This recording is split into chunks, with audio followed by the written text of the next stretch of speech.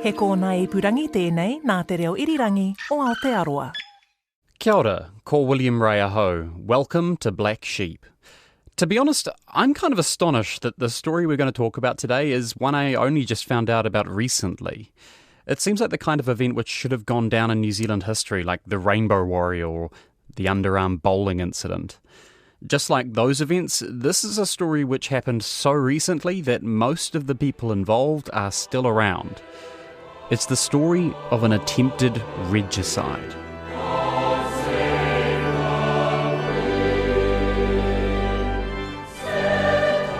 October 14th, 1981. Queen Elizabeth is visiting Dunedin as part of a week-long tour of New Zealand.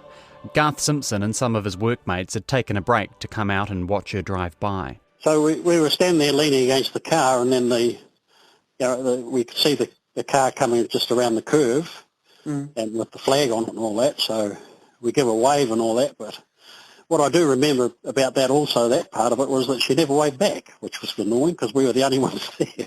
The Royal Motorcade stops just outside Otago Museum Reserve.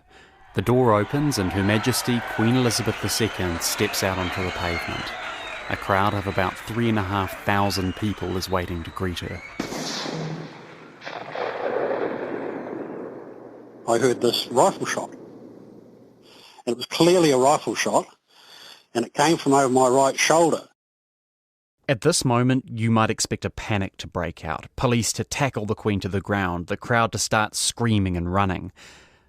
But in reality, none of that happens. The royal entourage or the media press pack that followed the Queen went up to police and said, was that a shot, was that a shot? Police downplayed it, they said no it wasn't, it was a council sign falling over. A few reporters sniffed around, couldn't find anything, no one was charged, story went cold. It wasn't until a week later that the police realised that, in fact, someone really did take a shot at the Queen. Or at least he might have. It's a complicated story, but then again, Chris Lewis was a complicated guy. I mean, he was clearly a smart person, potentially a brilliant person, but he was just drawn to that dark side. And I guess history is littered with these sort of characters that want a piece of somebody else's fame and to be infamous themselves. The Lee Harvey Oswalds, the Mark David Chapmans, those sort of people. This is Stuff.co.nz journalist Hamish McNeilly. He wrote a series of articles about Chris Lewis earlier this year under the headline The Snowman and the Queen. I highly recommend you go and read them. There's a link attached to this show. Hamish was kind enough to talk to me for this podcast. He also gave me the recorded interviews he did with witnesses like Garth and with people who knew Chris Lewis. And based on those interviews, it sounds like Chris could be a scary person to know. Imagine this, I don't know if you come across the story where he used a lasso to catch his next door neighbour, she was a bit younger than him, and then started hanging her against the fence and trying to pull her up the fence until her brother came and removed him, and basically saved his sister. By the neck, sorry? Yep, by the neck, yep. Jesus. Okay. So this was before I knew him. And I could imagine just the bemused look on his face as he was doing it, you know. That's Paul Tarnay. He was a good friend of Chris Lewis during his childhood. As you might have guessed from that story, it was a fairly troubled one. Chris described his childhood in a memoir entitled Last Words, which was published after his death in 1997.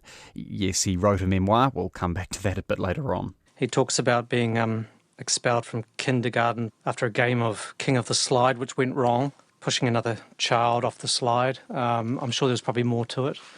Expelled from primary school, I think it was Anderson Bay, and then on to high school, which he claimed he had the most canings at Otago boys at the time. I'm sure that was quite a record to break. You spoke to his mother at one stage, who said that he had actually been diagnosed with some kind of mental disorder in his pre-teens. Yes, and I have seen some documents raising some concerns about that early on in his life. There's earlier reports of him going through huge hormonal bursts and struggling to deal with that, but I'm not really sure how much credence we can put into that. Clearly there was some sort of psychological thing going on in his life early on. Chris Lewis only seemed to become more sinister as he reached his teenage years.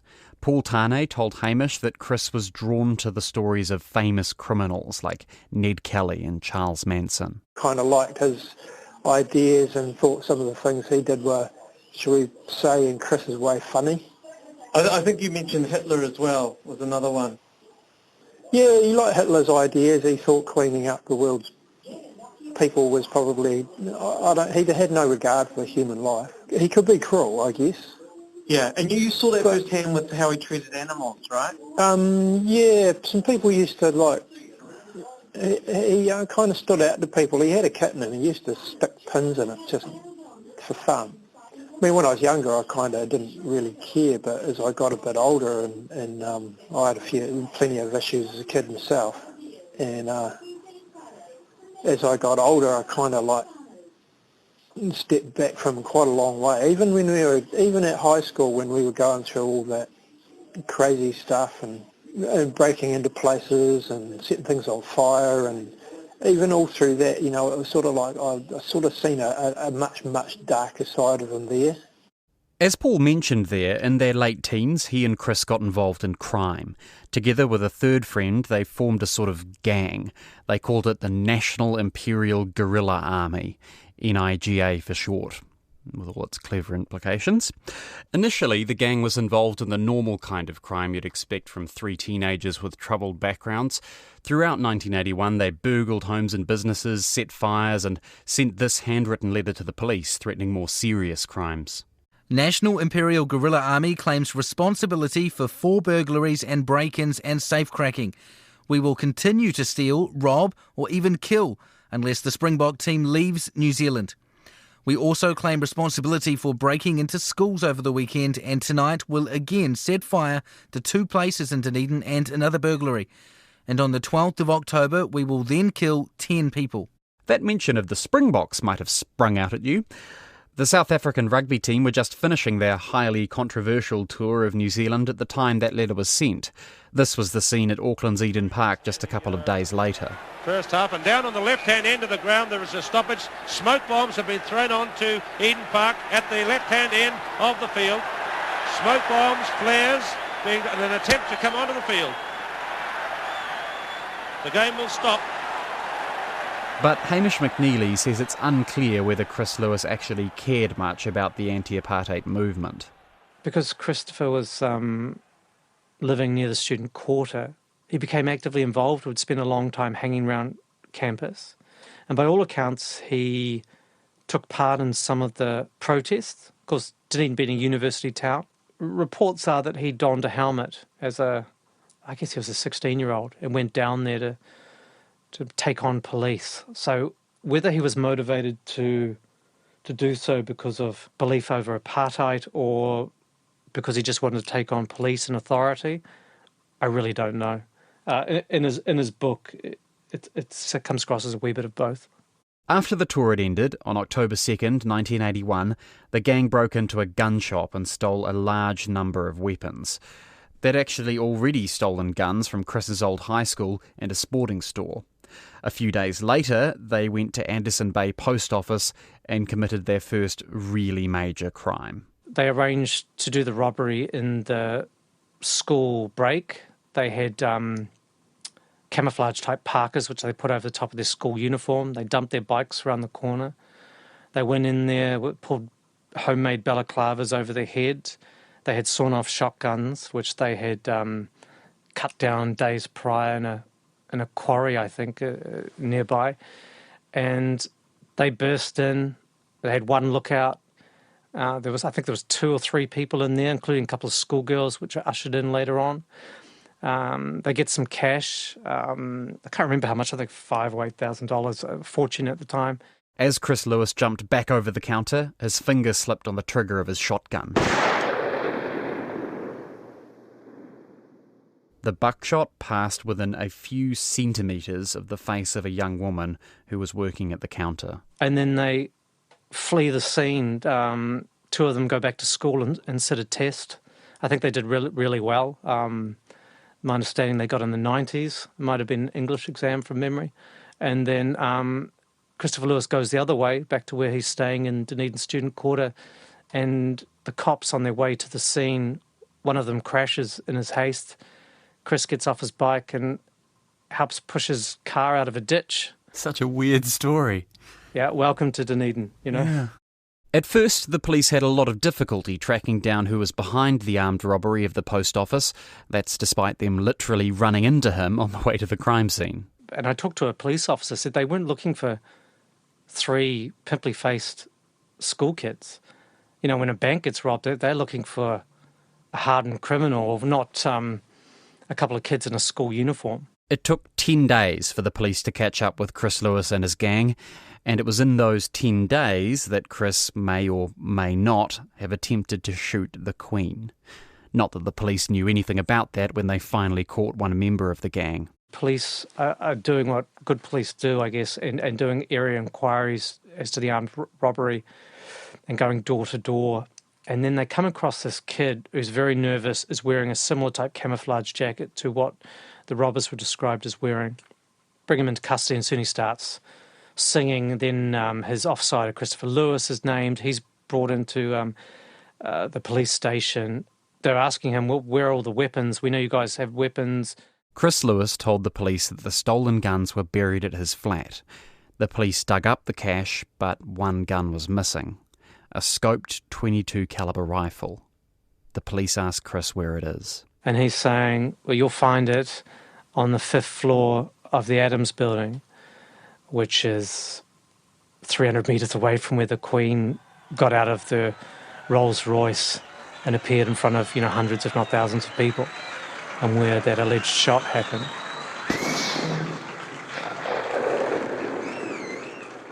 In an abandoned toilet block, the police found the rifle with a single spent cartridge. When they searched Chris Lewis's flat, they found newspaper clippings about the royal visit, together with a hand-drawn map of the Octagon with the title Operation ASQEB, which was presumably shorthand for Operation Assassinate Queen Elizabeth. Now the police case is much bigger than a teenage gang's crime spree. Now it's a case of high treason. And back in 1981, the punishment for that crime was death by hanging.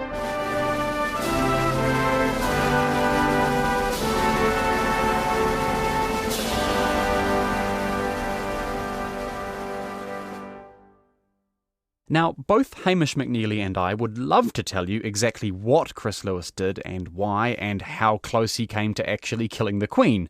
The problem is that from this point, the story gets really murky. And the fact it gets murky might be deliberate. More on that in a moment. Chris Lewis kept telling different stories to the police. At first, he said he was acting under the orders of someone he called the Snowman, an older man who Chris claimed was the leader of the NIGA. Later, he admitted the Snowman was made up and that he acted alone. At points, he bragged that his bullet nearly hit the Queen, but at others he said he didn't actually aim directly at her. He actually told the police and Paul Tarnay that he made multiple attempts. Yeah, this is a scary part. And it is mentioned in the documents that I got that they took him around several places around Dunedin. One of them was the Octagon. I think it was a defunct job centre. He originally planned to get on top of the building, according to his friend, and shoot down, but instead he ended up by the door, apparently, according to the former police officer and his friend. He told them that he had the Queen in the side. She was wearing something like a jade hat at the time, and then 2 police officers in the distance walked in front, spoiling the shot. So then he went to Plan B, and that was the Adams building. So he hopped on his 10-speed bike and rode off down the road and waited for the Queen to finish her official engagement at lunch, and then waited for a motorcade about an hour later. Paul Tarnay said Chris had talked about shooting the Queen quite a lot in the lead up to October 14th, but he was never quite sure how seriously to take him.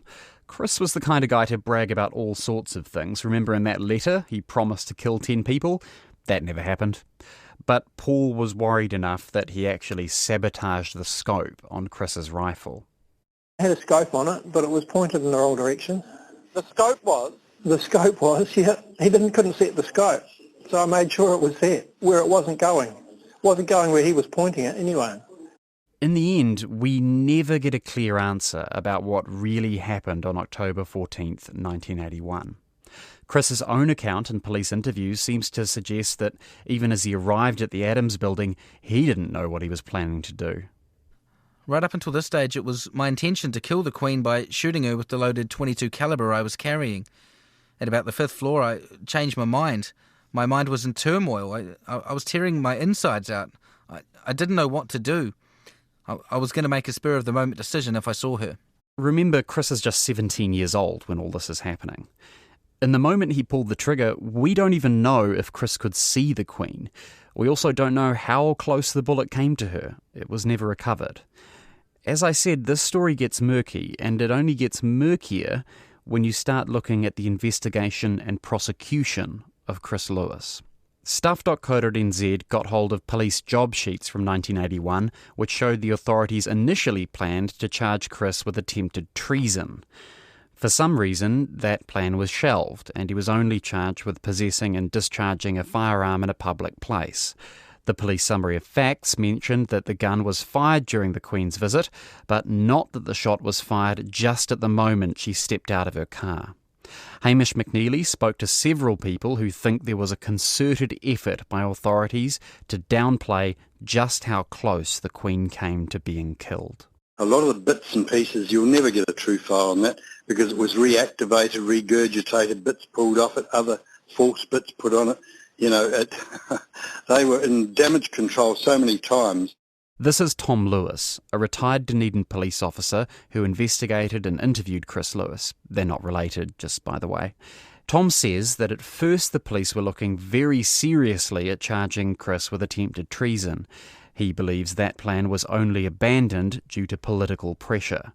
Tom alleges that midway through the investigation he went on leave, and that when he came back, his commanding officer told him that they intended to scale back the investigation of Chris. He said, we'll never get another royal tour here, Lewis. You've got to settle down. This is bigger than you and me and all this bullshit.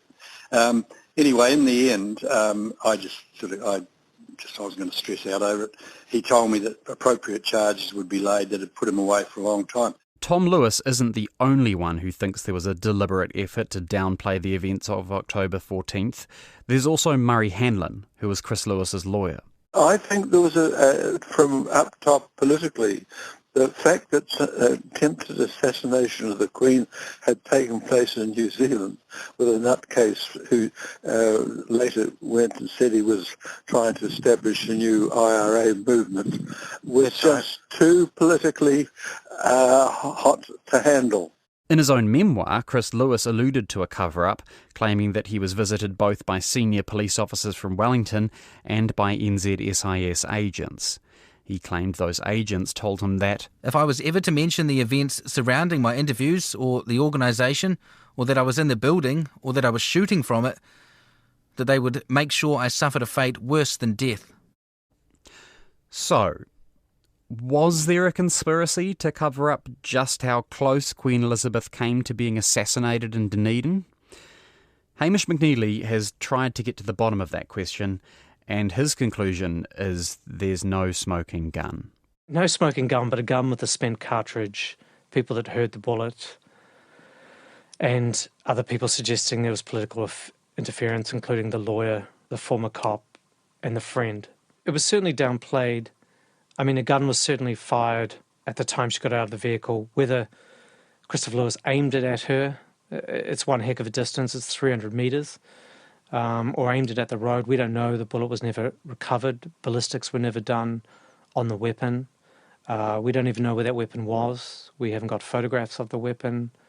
Some basic police work just seemingly wasn't done.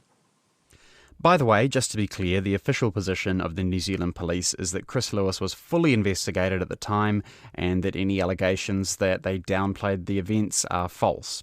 The official police summary of facts says this. From their investigation, the police were satisfied that at no time could the accused have been close enough to the royal party to have been within effective range of any member of that party. And in fact, when he discharged that rifle, the royal party would not have been visible to him. Chris Lewis was sentenced to 3 years in prison. That was both for the firearms charges and for 15 other charges relating to the robberies and arsons he committed as part of the NIGA. He was initially held at a youth prison but was shifted to solitary confinement after an escape attempt before finally being moved to Lake Alice Psychiatric Hospital in 1983. He made a second escape attempt from that facility by holding a knife to a guard's throat. A search of his room later uncovered detailed plans to murder Prince Charles, who was touring New Zealand with Princess Diana at the time.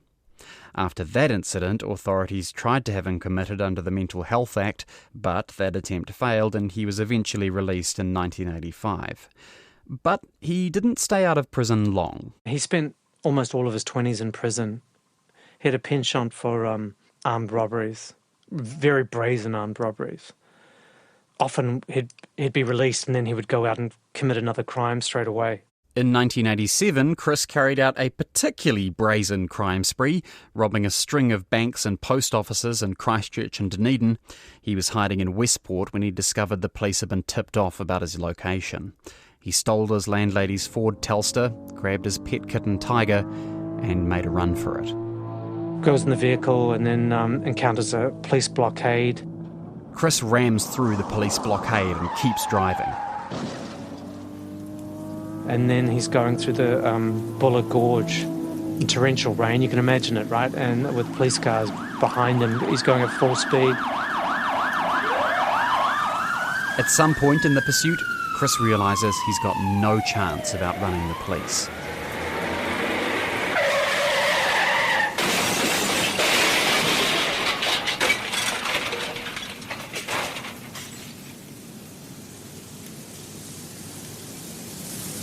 Chris deliberately drives off the road, crashes 10 metres down the bank and comes to a stop just a few metres from the flooded Buller River. Still with his kitten in the passenger seat. And it was a massive manhunt. They basically gave him up for dead by the sound of it. But he got away. He managed to survive a week in the bush. Yeah, well, the funny thing about Christopher, the image you have of him is a sort of a skinny white kid, but he was always fascinated by martial arts and seemingly did a lot of training. In fact, during one of his stints out of prison, Chris actually set up a ninja training school. He claimed he had a black belt in the martial art of ninjutsu, which included things like fighting underwater, using poison darts and throwing knives. So physically, he was apparently very imposing and highly trained. Whether he was a ninja, I don't think that was the case. I think that was good bragging rights in prison. But he went on the run, and he claims in his book that he got out by clinging to the underside of a bus or wedging himself in the underside of a bus that went all the way to Karamea and returning to Westport, and then covered in soot, he hitchhiked out while the police were still hunting for him in the gorge, basically giving him up for dead. It's almost like he watched the original Rambo movie or something. It's got that sort of element. He got out somehow. He somehow survived, got out uninjured, and ended up in Wellington. I think was later arrested in Auckland. Following that manhunt, Chris spent 5 years in prison. He got out in 1992, but robbed another bank just days after his release and spent another 4 years in the maximum security Paremaremo prison. But during this final stint in prison, he seemed to chill out a bit.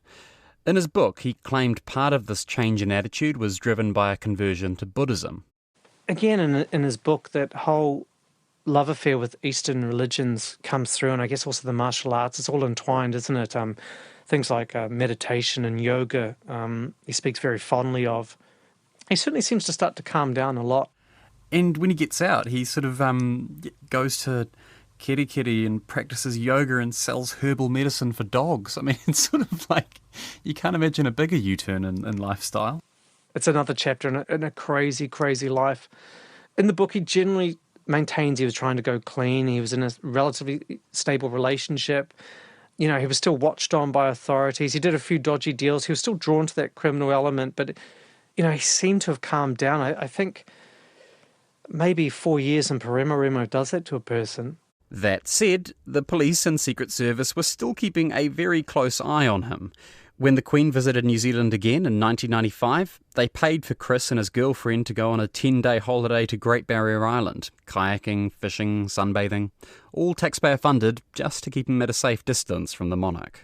He makes a mention in his book, which I always found interesting, that Maori activists, they were locked up, but he was given this taxpayer-funded junket, and he wasn't even monitored. There was one local cop over there, and then apparently the ferry service or whatever would ring up police if he ever suddenly got back, because at the time we had Queen Elizabeth visiting for the Commonwealth Heads of Government meeting.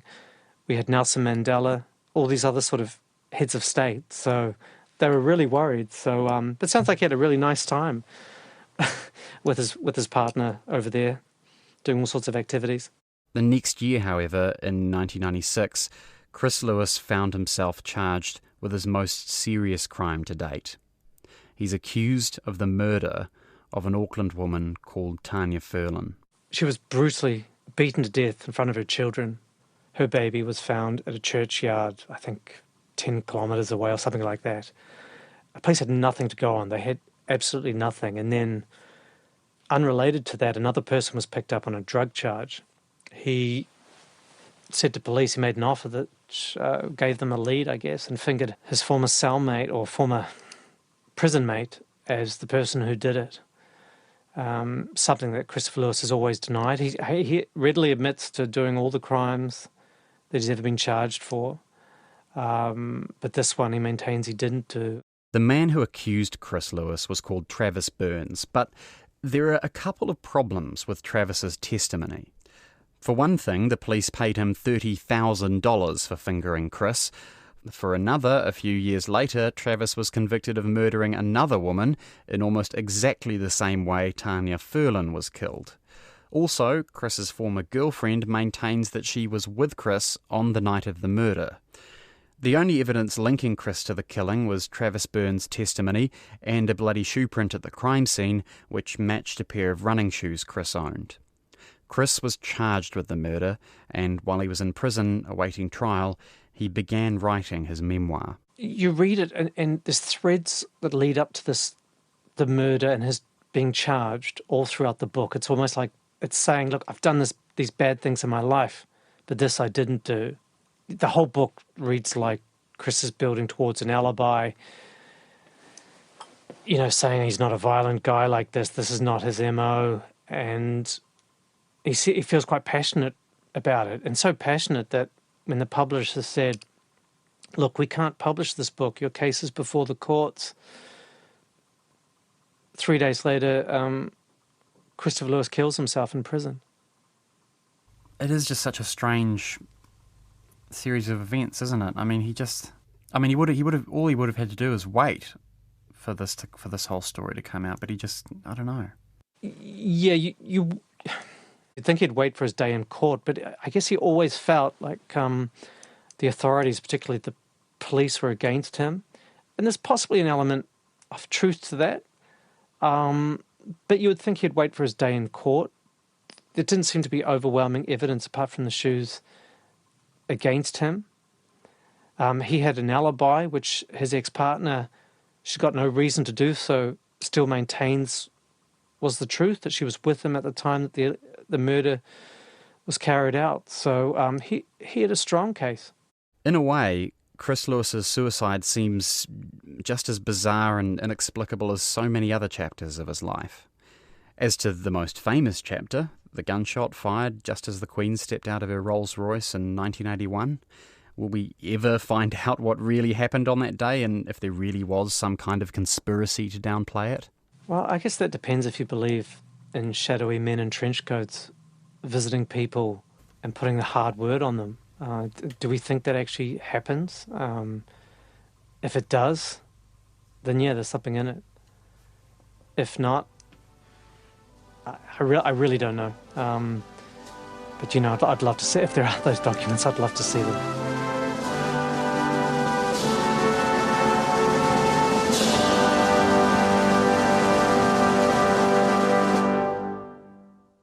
So, Since we recorded this podcast, there's actually been a bit of a development in this story.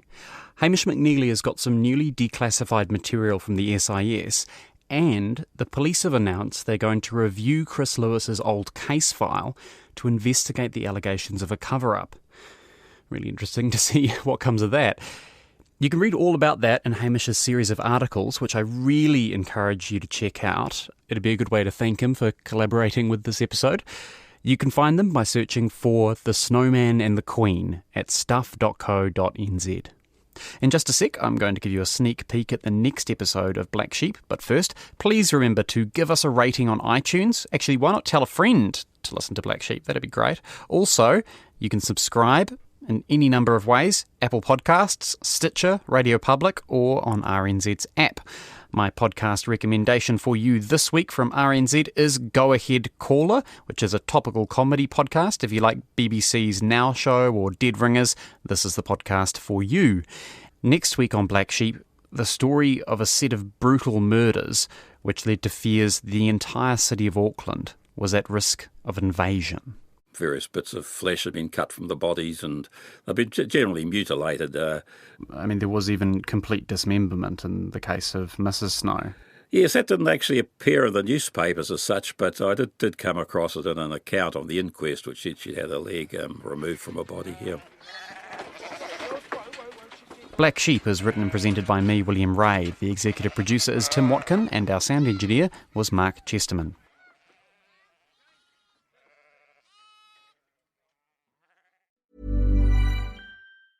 The holidays are coming. Find a gift for someone special with jewelry from Blue Nile. Right now, Blue Nile is offering special Black Friday and Cyber Monday deals. Save up to 50% on the season's most stunning trends. Blue Nile offers an endless selection of bold gold styles, gemstone jewelry, and classic diamond pieces. And now, for a limited time, get 36 months special financing on minimum purchases of $1,000. Restrictions apply. See BlueNile.com for details. That's BlueNile.com.